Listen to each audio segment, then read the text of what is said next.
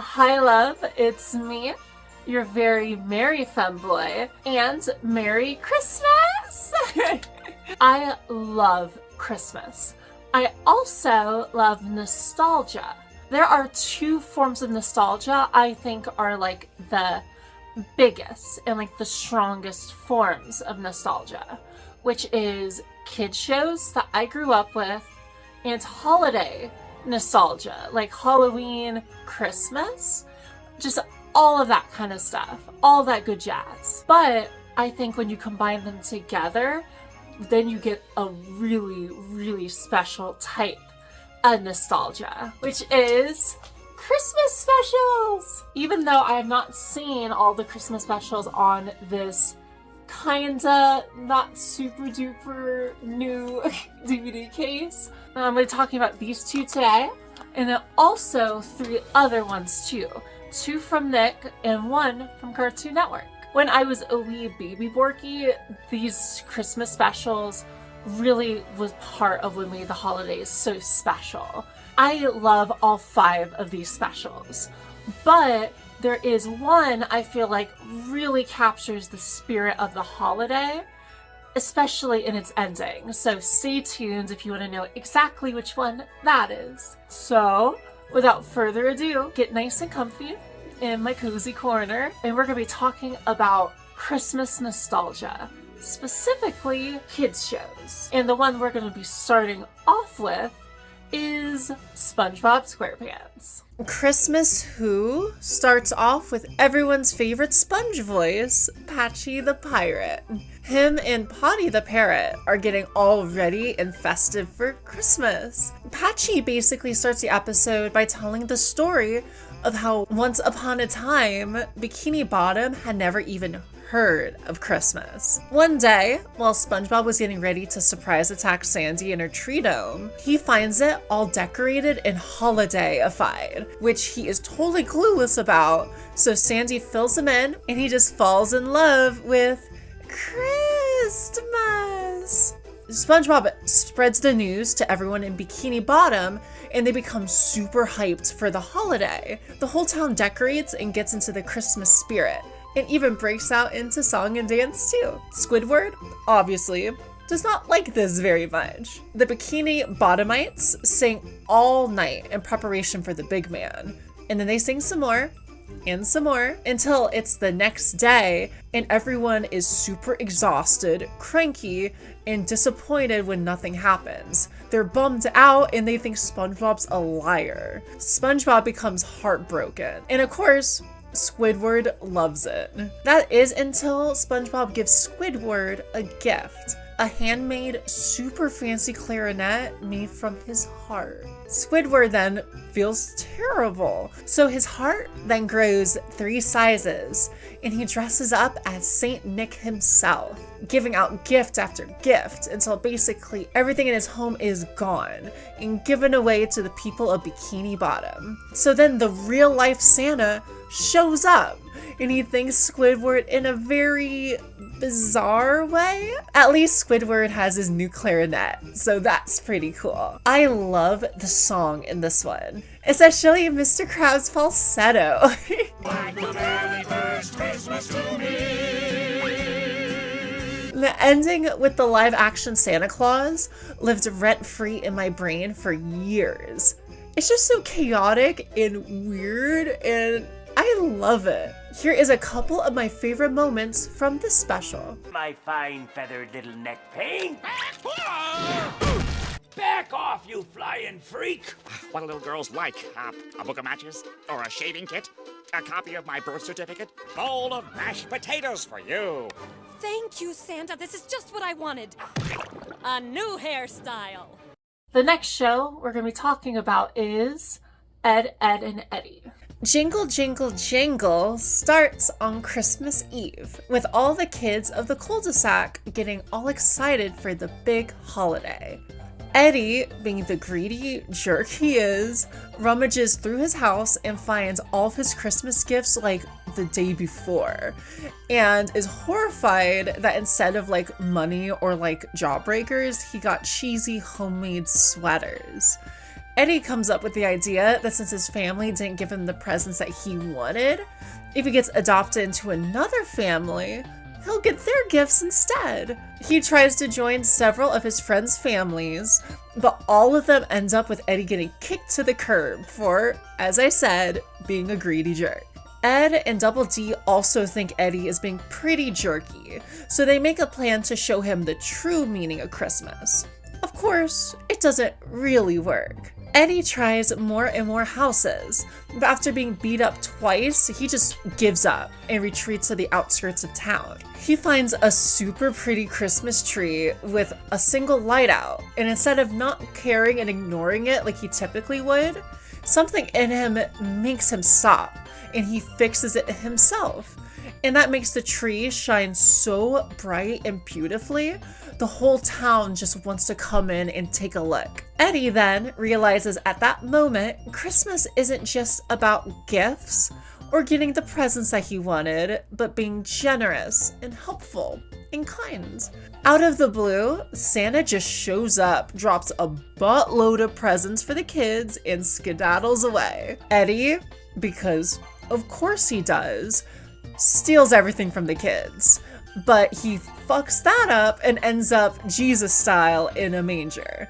Like the nativity scene, the Kinker sisters show up with 3 gifts: mold, frankincense, and fur. The sisters then kind of just have their way with them. Like, jeez, this did not age super great. That's just how the episode ends. Like, geez, the ending is sure something, but overall this episode really stuck in my head after all of these years, and a big part of that is that pretty tree scene.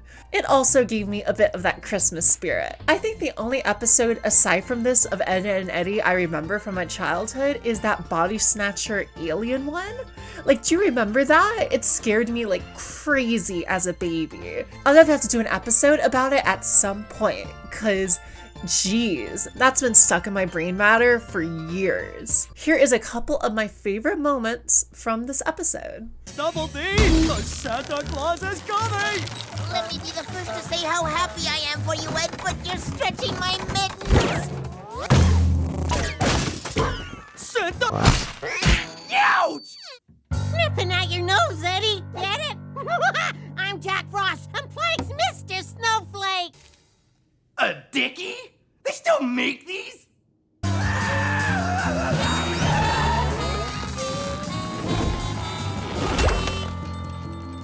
Next up, iCarly. So iChristmas actually starts with its own Christmas special of iCarly, but the web show, not the show. Carly's excited to decorate the Christmas tree with her brother, Spencer. But Spencer, being Spencer, made an electromagnetic tree out of trash junk from the junkyard instead of a real tree. It's all fine until later that night, the tree explodes into flames and destroys all the presents. And then Carly blows up at Spencer, saying that she wished he was normal. It turns out that one of the sketchy elves from Jingle All the Way is actually Carly's guardian angel. And in true It's a Wonderful Life fashion, makes her wish come true, and she just hates it. Her web show is gone, Sam is in juvie, and Spencer is now a lawyer who's engaged to Eddy's crazy pants mom for some reason. I wonder if Eddy still has feelings for Carly, even though they're technically not related. That's pretty gross. He also has a girlfriend in this universe, but she's not the best. Carly realizes that she made a huge mistake. She has a good cry, and then everything goes back to normal, because she learns her lesson. And just like It's a Wonderful Life, her guardian angel finally earns his wings. Speaking of Christmas classics, this special ends in a very Charlie Brown way, with the crew singing around a weirdo garbage tree. It's pretty sweet and wholesome, I think. Even though half of this episode doesn't have like the most Christmassy vibe, it's still a good special. It's a Wonderful Life has been parodied a lot, but I love this take on it a lot more than some of the other takes. Plus, it's not a 2-hour movie, so it's easier to watch if you got impatient donkey brains like me. Here's a couple of my favorite moments from the episode. You don't even want to know where the batteries go. Carly! I know that your mom's foot has a tattoo on it. A tattoo of what? A foot. How do you know my mom has a tattoo of a foot on her foot? I want you to be single and lonely again. And I want you to leave the country. And nobody even likes you. The next special we're talking about is The Sweet Life of Zach and Cody. Christmas at the Tipton starts off on, like a lot of specials, Christmas Eve, with the twins planning on going on vacation with their dad, Kurt, while their mom, Carrie, goes on her own separate trip. Those plans, though, are stopped by a horrible snowstorm that keeps everyone stuck at the hotel, which Mr. Mosby is not psyched about. The Tipton's heater fails after a bit too ambitious of a light show from Arwen, but thankfully, he gets permission to throw anything he wants in the furnace to keep the heat nice and toasty. Well, almost anything. Meanwhile, the Tipton staff are having a Secret Santa gift exchange, which Maddie rigs so she'll get London automatically, and hopefully gets a really nice gift too. London was going to send Esteban to get something during the blizzard, but it doesn't exactly pan out. Mr. Mosby tells her that there's a lot more value in making a gift yourself with love and care than just getting something from the store. And that gets London thinking. With the twins and their divorced parents now stuck together, Mr. Mosby convinces the adults to put on a Christmas show for the guests. They do, but with that and the two agreeing to get along for their kids, Cody thinks his parents are getting back together. So when Kurt flirts with a rando lady after the show, Cody is not happy about it at all.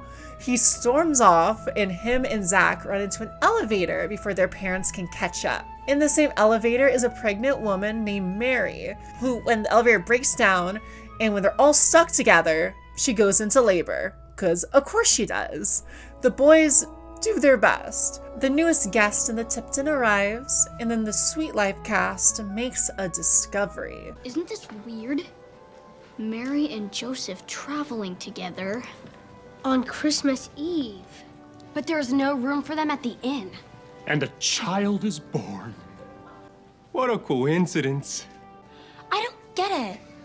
A bit before this also, London gives Maddie the Christmas gift, which is a homemade sweater with 3 armholes and nowhere for your head to go. When they needed a blanket for the baby when they were born, Maddie couldn't have thrown that sweater to them faster. Like, she chucked that thing. Despite that though, she realizes that she was being selfish and ends up loving her gift, even if it doesn't fit that good. This is such a classic episode. I love the beautiful tree in the Tipton, the shenanigans with Arwen, and Esteban being in this a lot too was a treat. Even though the Sweet 613 episode is still my favorite episode of Sweet Life, this one is always a must-watch around the holidays. Here are a couple of my favorite moments from the special. Aye, aye, Captain.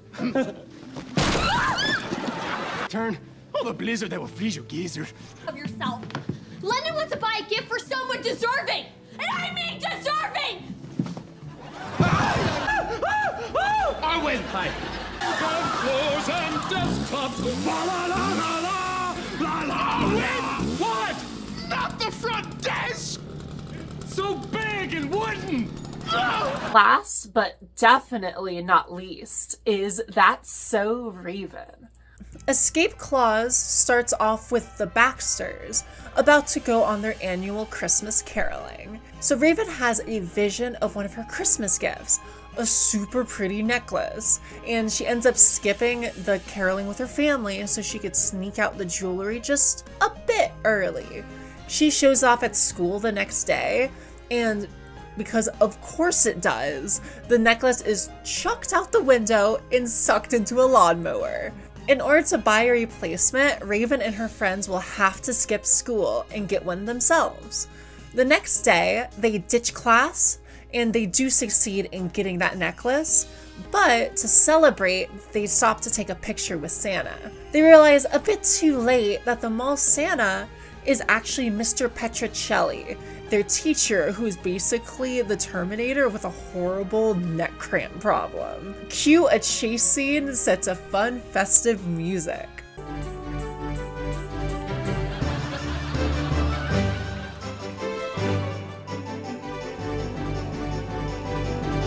When Raven escapes back home, she's asked by her mom to go back to the mall to go Christmas shopping together. At first, Raven was like, nah, I just went through a chase sequence. Like, I'm tired. But then she has a vision of Mr. Petrocelli with the picture they took at the mall, which was proof that Raven and her friends ditched school. Calling up Chelsea and Eddy, Raven changes her mind and goes to the mall with her family. For a second, until abandoning them to begin her sneaky plan. With Santa on break, Raven dresses up as the big man and manages to get her paws on that picture. Before she could escape though, she's caught fur-handed by Mr. Petrocelli. She ends up telling him everything about the necklace and her skipping class to not ruin her parents' Christmas. She basically spills the beans and just vents to the man. Raven realizes, though, that by skipping all of her family's traditions and being so hyper-focused on the necklace, the only Christmas she really ruined this year was her own. Mr. Petrocelli makes a comment that makes Raven stop in her tracks and realizes he's not actually Mr. Petrocelli at all. Santa gives her the gift of a second chance, whisking her back to that night before she opened her gift in the first place. This time, she puts the present back and heads out caroling, ready to make this Christmas a better one.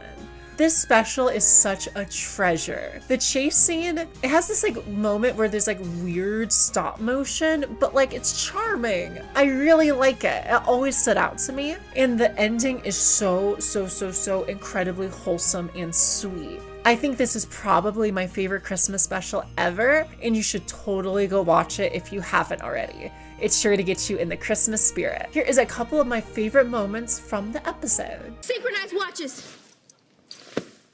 Oh, that's a nice band, Chelsea. Thanks, I just got it. What other colors did it have? I don't know, I think it's... Can we not do this now? Keep your paws off the claws, man. Transportation report. We walking to the mall.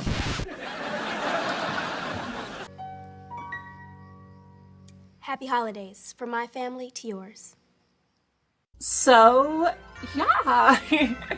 Even though I am so heckin' bummed out that the holidays are basically Dunyan rings in a week, there is a part of me that's excited to move on to normal stuff again, if that makes sense. I just want to thank all of you so much for helping me reach basically what I am at the end of this year. You all doubled my sub count this year.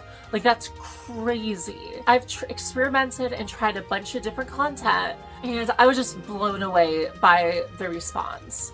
Seeing my videos get like thousands of views, I know doesn't sound like a crazy amount compared to like your Markipliers or your Watch Mojos or whatever. But for a teeny itty bitty YouTuber like me, it literally makes the entire world that you would click and maybe subscribe. I want to keep making videos for as long as I can, especially cute, cozy ones like this. I love you so much, so please have a very Merry Christmas for me, if you can. Bye! Also, just in case, because I don't know if I'm going to make another video before the end of the year, have a happy new year, and yeah, I love you with all my heart, and I hope that you get lots of really cool presents for Christmas. Okay, cool.